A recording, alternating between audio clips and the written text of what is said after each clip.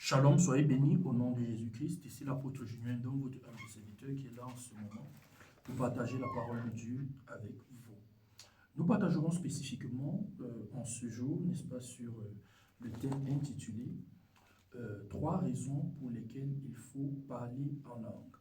Trois raisons pour lesquelles il faut parler en langue. Trois raisons pour lesquelles il faut parler en langue.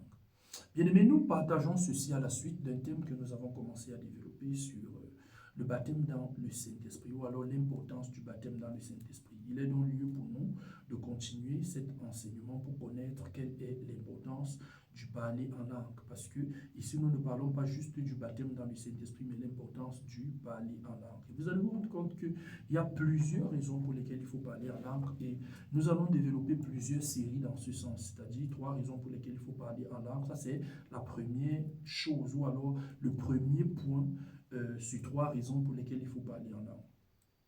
Déjà, dans la vie chrétienne, il existe des réalités spirituelles que beaucoup de croyants possèdent, mais n'exploitent pas pleinement.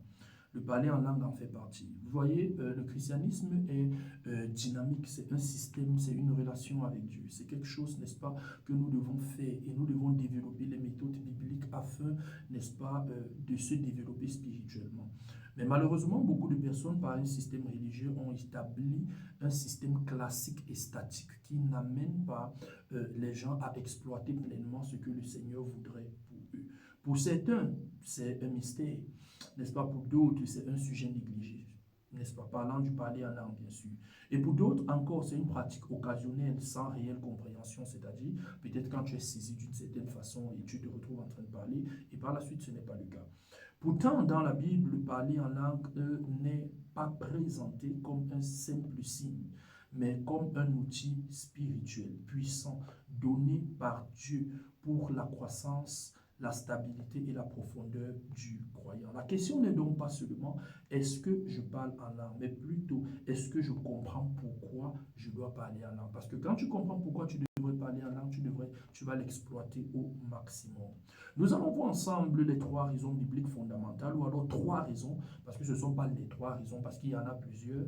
Nous allons revenir par la suite, n'est-ce pas, sur d'autres raisons, mais aujourd'hui, nous verrons trois raisons bibliques fondamentales montrent pourquoi chaque croyant devrait pratiquer et cela, n'est-ce pas, à une certaine science et constance.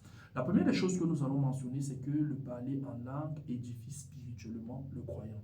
Je reprends, le parler en langue édifie spirituellement le croyant.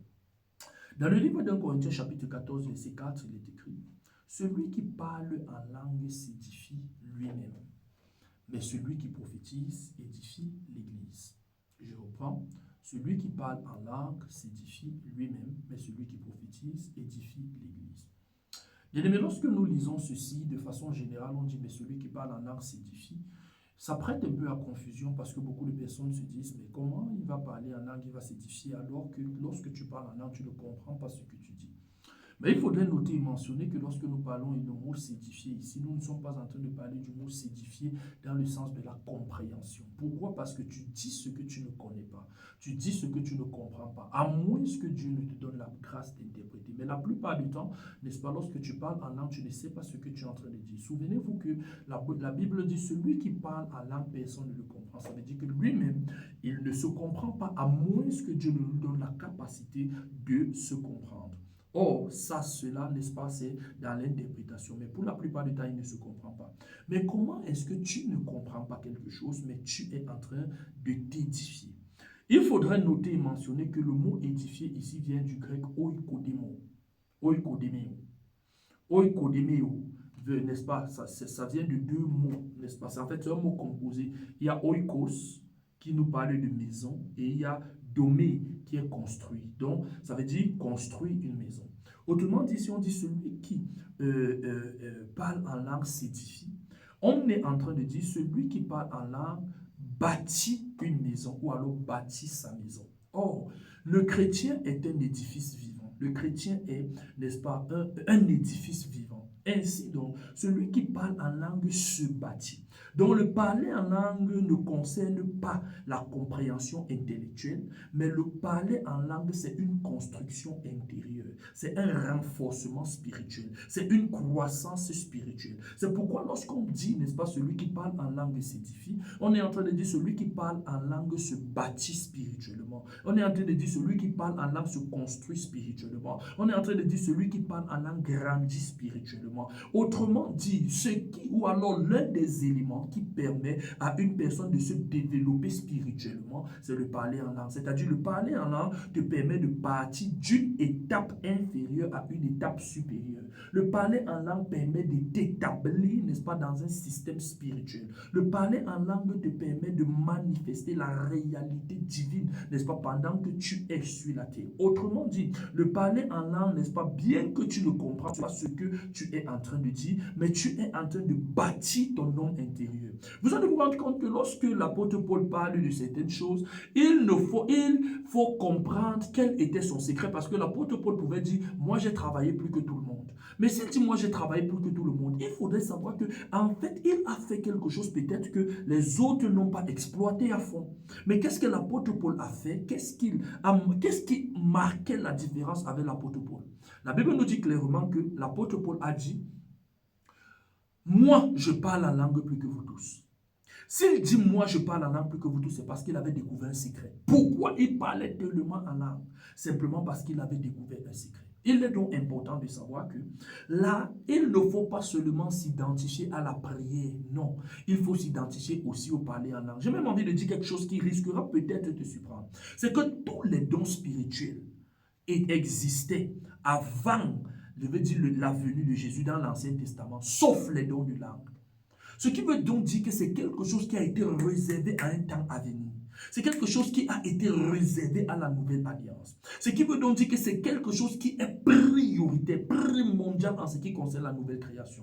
Souvenez-vous, nous avons parlé du parler en langue comme le signe du baptême dans le Saint-Esprit.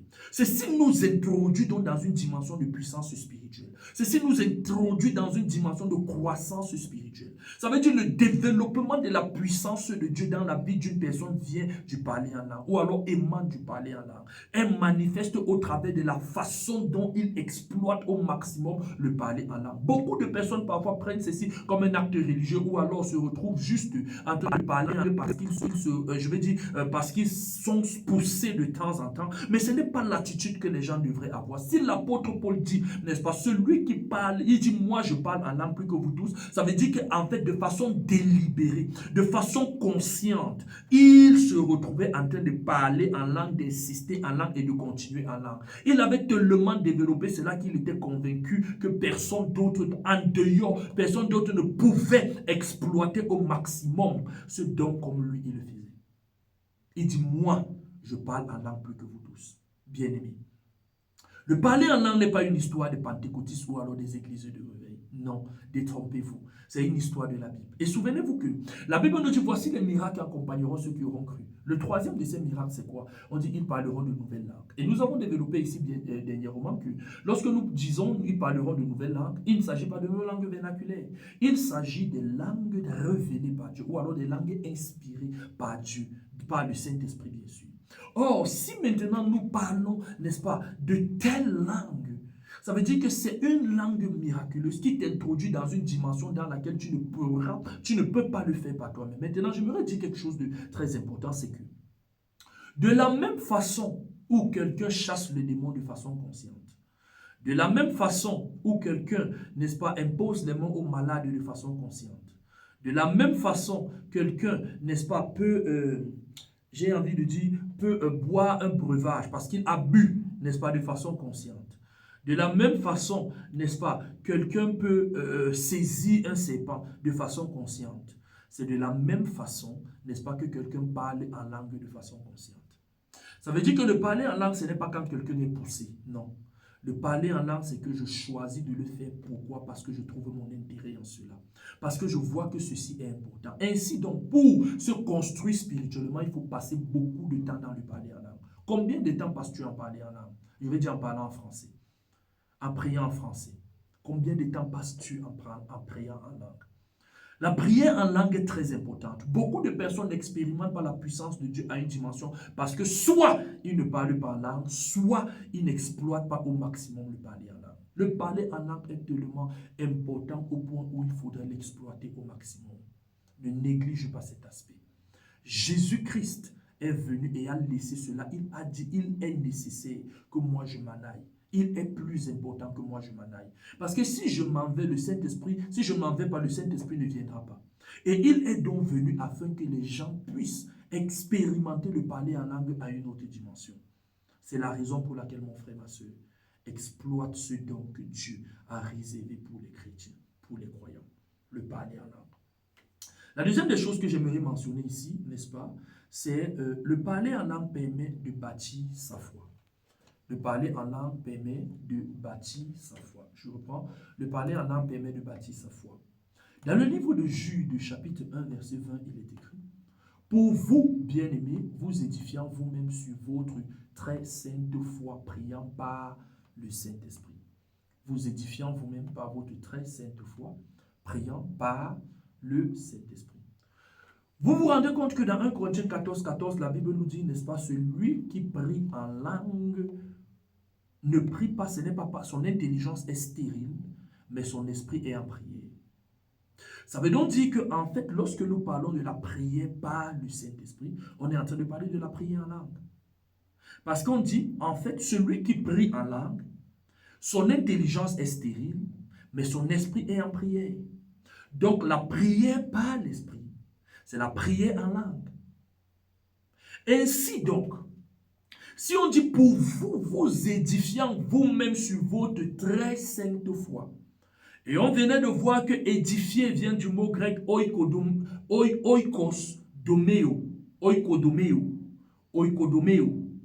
Or, si on dit donc que c'est construire, se bâtir, en fait, donc il s'agit de construire sa foi, de bâtir sa foi. Or, la foi est une ferme assurance des choses qu'on espère et une démonstration de celles qu'on ne voit pas. L'un des problèmes que beaucoup de personnes ont, c'est qu'ils se demandent comment je vais faire pour avoir la foi. Comment je vais faire pour développer la foi? Comment je vais faire pour bâtir ma foi? Pourquoi? Parce que sans la foi, il est impossible d'être agréable à Dieu. Si donc tu n'es pas agréable à Dieu, tu n'auras donc pas ce que Dieu voudrait de toi. Il faut donc bâtir ta foi afin d'accéder aux choses de Dieu. Pourquoi? La Bible nous dit clairement que si, n'est-ce pas, Jésus-Christ est le rémunérateur, que Dieu est le rémunérateur de ceux qui le cherchent. Donc, il est impossible de lui être agréable parce qu'il faut que celui qui s'approche de Dieu croit que Dieu existe et qu'il est le rémunérateur de ceux qui le cherchent. C'est-à-dire le récompenseur de ceux qui le cherchent. Ainsi donc, si nous nous attelons sur ce verset, nous comprenons très bien que prier par le Saint-Esprit te permet de bâtir ta foi. C'est l'un des éléments qui permet à ta foi de grandir. Ou alors qui te permet de grandir dans la foi. Autrement dit, ça active les réalités qui te facilitent le fait de croire et d'accepter ce que Dieu dit. Vous voyez, les choses que Dieu dit ne sont pas mécaniques. Les choses que Dieu dit ne sont pas intellectuelles. Parce que certaines personnes ont dit que non, je crois. Mais la vérité, c'est que si tu crois, quel est l'objet de ta foi? Sur quoi est-ce que tu te bases? Regardez un peu. Je me souviens une fois, j'étais dans une maison et dans cette maison, il y avait du serpent. Et à un moment donné, j'ai commencé à beaucoup prier. Je priais en langue. Et quand le Seigneur ouvrait mes yeux, j'ai vu un serpent qui était là, un serpent spirituel. C'était un très gros serpent qui était là dans cette maison. Et quand j'ai vu cela, je me demandais, parce que je n'avais jamais eu une expérience dans ce sens, je me demandais comment est-ce qu'on fait. Tu vas prier comment, un ensemble de trucs. C'était un peu, en fait, pour moi, c'était difficile, c'était bizarre. Je ne sais pas comment je pouvais imaginer que ceci pourrait être fait. Bon, j'ai dit que cependant, on va rester dans la prière. Parce que c'était un défi que je n'avais jamais réalisé. Que tu arrives peut-être, il y a un serpent qui est là. Bon, en fait, ce qui se passe aussi, ce qu'il faut noter, c'est que nous étions dans un environnement dans lequel la femme, la maman qui était dans cette maison, désirait que, n'est-ce pas, ce serpent soit chassé parce que c'était son feu mari qui était un occultiste. Et quand il est donc mort, il a laissé cette chose-là dans la maison. Et elle, maintenant, elle avait déjà eu plusieurs rêves et certaines personnes lui avaient déjà dit cela. Et quand j'étais entré dans cette maison, je m'étais rendu compte que même mes enfants étaient constamment malades. Et même les enfants de ma bailleresse en cette époque-là, elle était En fait, ces enfants se retrouvaient presque toujours dans des maladies. Un mois ne passait pas sans qu'il y ait des maladies, un ensemble de trucs. Et quand j'étais là-bas, même l'argent, je n'avais pas. C'est-à-dire, tout argent que j'avais, pas un problème ici. Était à cause de cela. Mais quand maintenant mes yeux se sont ouverts, j'ai vu cela, je me demandais comment est-ce qu'il faut faire. Je vais procéder comment? Je vais y parvenir comment? Je n'avais pas d'expérience dans ce sens. Bon, mais maintenant j'ai commencé à parler en langue de temps en temps, parler en langue, parler en langue, parler en langue, parler en langue, parler en langue. Et en fait, plus je parlais en langue, plus la conviction montait que j'ai la capacité de chasser cela. Plus je parlais en langue, plus la conviction montait. Et un jour, je me suis levé, je pense que c'était à minuit, j'ai dit qu'aujourd'hui, ce serpent va partir. J'ai prié jusqu'à ce que mes yeux, je ne voyais plus ce serpent. C'était parti totalement. Et j'ai un ami qui est prophète qui a une faculté, j'ai envie de dire, un don prophétique plus aiguisé que le mien. D'ailleurs, lui aussi, il avait vu ce serpent. Et par la suite, peut-être quelques jours plus tard, quand je l'ai appelé, il m'a dit qu'en fait, il voulait même aussi m'appeler parce qu'il ne voyait plus ce serpent. Donc, je dis tout ceci pourquoi? Parce que, d'une façon générale, vous allez vous rendre compte que parfois, nous faisons face à certains défis qui sont au-dessus de nous. Mais la capacité d'accepter, de croire en la parole de Dieu malgré ces défis, vient aussi du parler en langue. Parce que plus tu parles beaucoup en langue, plus, n'est-ce pas, ta foi est développée à une dimension à laquelle, n'est-ce pas, tu te retrouves en train de faire certains exploits que tu étais incapable de faire par toi-même. Donc la foi peut être affaiblie par les circonstances, par les pensées ou alors par le doute. Mais lorsque tu parles en langue, tu dépasses les limites naturelles. Tu actives ton esprit et tu renforces ta foi en profondeur. Tu ne dépends donc plus de ce que tu ressens, mais tu entres dans une construction spirituelle réelle qui permet à ta foi d'être développée. Ainsi donc, le parler en langue te donne la possibilité, la capacité de développer ta foi à une dimension extraordinaire au-delà de ce que tu pouvais croire et accepter auparavant. Écoutez, lorsque nous parlons de la foi n'est pas juste un système mental d'acceptation ou alors de ce que Dieu dit. Non, la foi est une conviction. La foi est une assurance. La foi est une certitude. Ça veut dire que si je dis que j'ai la foi, je suis sûr et convaincu que Dieu agira. C'est-à-dire, j'accepte une réalité future dans le présent. Autrement dit, je me positionne du côté de Dieu et je suis convaincu à 100% que Dieu agira, n'est-ce pas, en ce qui me concerne. Ainsi donc, lorsque je parle de la foi réelle, lorsque je parle de la foi biblique, il ne s'agit pas juste, n'est-ce pas, d'une superstition ou alors d'un certain système mental, d'une certaine idéologie, d'un certain système de pensée. Non, il s'agit d'une conviction intérieure. C'est une profondeur dans laquelle où tu es là, tu sais que peu importe ce qui se passe, Dieu agira en ta faveur. Et lorsque tu sais que Dieu agira en ta faveur, ce n'est donc pas une histoire de peut-être, non. La foi ne doute pas. La foi n'est pas dans un système du genre, non, ça peut marcher comme ça ne peut pas marcher. Non, la foi est une conviction totale et parfaite. En fait, c'est une assurance future dans le présent. C'est la raison pour laquelle la Bible nous dit, la foi est une démonstration des choses qu'on ne voit pas. En fait, tu cernes certaines choses dans le spirituel et tu les ramènes dans la réalité. La foi est la capacité de te projeter dans le futur alors que tu es dans le présent. C'est la capacité pour toi, n'est-ce pas, d'accepter des réalités qui sont promises par Dieu et de les matérialiser afin qu'elles deviennent concrètes. Donc lorsque nous parlons de la foi, nous ne sommes pas juste en train de parler d'un système mental. Nous sommes en train de parler d'une réalité spirituelle qui est interne, intérieure et qui te permet de te développer. Est-ce que quelqu'un me comprend? Donc lorsque en fait tu es en train de dire que où tu es là, tu as la foi, ce n'est pas juste où tu es là, tu dis que non, si c'est là, peut-être ça peut marcher, peut-être c'est Dieu seul qui sait. La foi, ce n'est pas une histoire de c'est Dieu seul qui sait. La foi, c'est une histoire que moi je dis et ça va marcher. Pourquoi? Parce que en fait, ça correspond avec ce que Dieu a dit. C'est-à-dire, je m'identifie par rapport aux promesses de Dieu. Je m'identifie par rapport au fait que Jésus-Christ a accompli à la croix. Ainsi donc, pour grandir dans la foi, pour développer la capacité d'accepter, n'est-ce pas, les choses que Dieu a établies au travers de Jésus-Christ, il faut parler en langue. La Bible dit, vous édifiez vous-même sur votre très sainte foi en priant par l'Esprit. C'est-à-dire, c'est en priant par l'Esprit que tu t'édifies dans la foi, que tu te développes dans la foi, que tu te bâtis dans la foi et que tu amènes les réalités qui ne sont pas visibles à l'œil naturel à la manifestation. Écoutez, Le fait que quelque chose ne soit pas visible ne veut pas dire que ça n'existe pas. Non. La Bible dit, n'est-ce pas, qu'une démonstration de celles qu'on ne voit pas. Certes, tu ne les vois pas avec l'œil humain, mais elles existent dans le règne spirituel. C'est la raison pour laquelle la foi se voit dans l'invisible. Ainsi donc, si tu dis que où je suis, si je veux développer ma foi, il faut développer le parler en langue. Beaucoup de gens identifient cela à une histoire des pentecôtistes. Ce n'est pas une histoire des pentecôtistes, c'est une histoire de la Bible. Quand tu vas entendre Rabat, Kelon, Labos, Kando, Nalo, Zalabalim, ça veut dire que tu es en train de bâtir quelque chose. Quand tu commences à un moment donné, tu parles en langue pendant peut-être 10 minutes. Ensuite, tu parles en 20 minutes. Après ça, à 30 minutes. Après ça en 50 minutes. Après ça, en 1 heure de temps. Parfois, 2 heures de temps, tu es seulement là, tu parles en langue. Parfois, 5 heures de temps, tu es seulement là, tu parles en langue. Bien-aimé, tu es en train de faire quelque chose, de bâtir quelque chose que toi-même, tu ne peux comprendre. Et c'est lorsque les temps viendront que tu vas te rendre compte que ce que tu es en train de faire produit un résultat extraordinaire. Et c'est là l'une des choses que l'Église a tellement négligée. Le prochain point et le dernier point que j'aimerais que nous développions, c'est le parler en langue permet de communiquer les choses cachées à Dieu. Le parler en langue permet de communiquer les choses cachées à Dieu.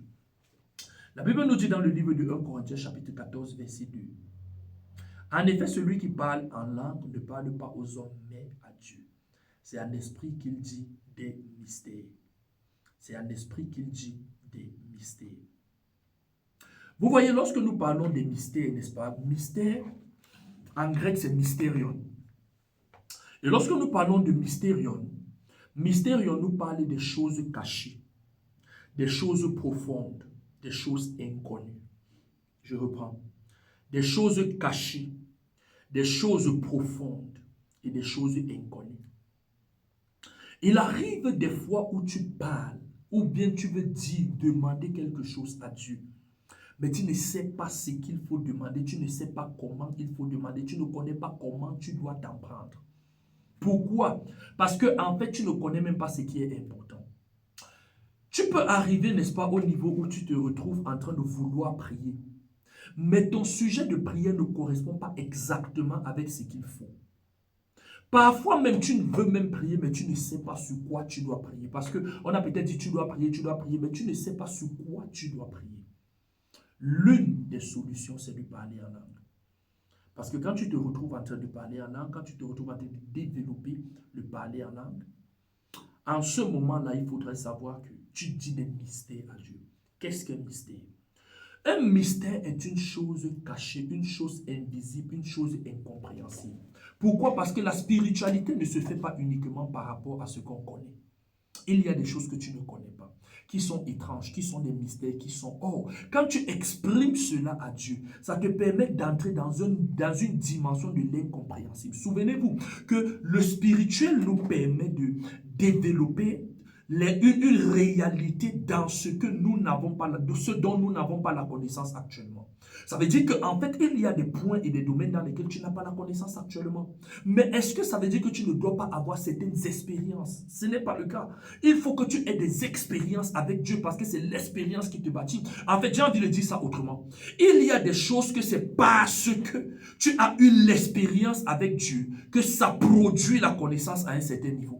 Ce n'est pas toujours parce que tu as appris à la base maintenant que tu commences. Mais il y a certaines choses que c'est pas une expérience, n'est-ce pas, que maintenant tu commences à comprendre certaines choses. Ça veut dire qu'il y a des réalités selon lesquelles, en fait, c'est parce que tu as été connecté avec Dieu, le Seigneur t'a ouvert les yeux, il t'a ouvert l'esprit. Et c'est à partir, c'est sur la base de cela que, à ce moment-là, une connaissance commence à venir. Tu te dis, waouh, je ne savais pas que c'était comme ceci. Et c'est même ça le siège de la révélation. Parce que la révélation, c'est quelque chose qu'on ne connaît pas intellectuellement parlant. Ça veut dire que la spiritualité permet de te faire découvrir certaines réalités avec Dieu. Or, cette siège de la découverte, c'est ce qu'on appelle le parler en langue. Pourquoi? Parce que ça, c'est un mystère. Donc le mystère, donc c'est quoi? C'est quelque chose qui est caché, mais que tu te retrouves en train d'exprimer à Dieu. Or, quand tu exprimes de telles choses à Dieu, maintenant ton esprit s'ouvre dans certaines réalités mystérieuses ou alors cachées, et c'est en cela que Dieu se manifeste ou alors se révèle à toi. Le siège de la révélation, c'est la connaissance ou alors l'activation des informations, mais qui n'émanent pas de l'âme, de l'intelligence. Non, c'est l'activation, j'ai envie de dire, je veux dire des informations, mais qui viennent de ton esprit. Parce qu'il y a les informations qui viennent de l'âme, c'est-à-dire de l'intellect, mais il y a les informations qui viennent de ton esprit, c'est-à-dire de ton intimité avec Dieu. Ou alors, j'ai envie de dire de ton intuition. C'est-à-dire, Dieu vient et te révèle cela. En une fraction de seconde, Dieu te révèle certaines choses. Or, pour que ceci soit manifesté, n'est-ce pas, c'est quoi? Il faut parler en langue. C'est le siège des mystères. Quand tu parles en langue, tu t'adresses directement à Dieu. Tu exprimes les réalités que ton esprit ignore. Ou alors, j'ai envie de dire que ton intelligence ignore. C'est intelligence, pas esprit. Que ton intelligence ignore. Ça veut dire que le système, le christianisme ne se base pas juste sur ce que tu connais. Regardez, malheureusement, beaucoup de personnes qui ne prient qu'en français, ou alors j'ai envie de dire en langue compréhensible, se retrouvent juste en train de parler à Dieu de ce qu'eux ils connaissent. Or, si tu parles à Dieu de ce que tu connais, tu ne vas qu'expérimenter ce que tu connais. Et c'est pourquoi beaucoup de personnes ont transformé le christianisme en une simple religion. Or, pour que le christianisme soit dynamique en ce qui te concerne, il faudrait développer un système dans lequel, en fait, tu vas au-delà de ta connaissance actuelle. Tu pars dans un système spirituel qui t'établit et te permet de vivre certaines réalités avec Dieu. Qui te permet d'expérimenter certaines choses, n'est-ce pas, qui ne sont pas naturellement expérimentables. Et ça donc, dans ce siège de la découverte, tu entres donc dans une dimension étrange, dans une dimension extraordinaire, dans une dimension grande avec Dieu. Et c'est ça qu'on appelle le parler en langue. Mon frère, ma soeur, ne néglige pas cet aspect. Ne dis pas que non, moi je n'ai pas besoin de ça, tu as besoin. Parce que c'est l'une des choses, parce que nous allons revenir là-dessus par la suite. Parce que tu vas te rendre compte que, en fait, lorsque quelqu'un parle en langue, il y a des expériences qu'il commence à avoir. Il y a un type d'expérience qu'il commence à avoir. Il y a un type de manifestation de Dieu qu'il commence à avoir. C'est-à-dire, ce n'est pas juste par rapport à ce qu'il connaît.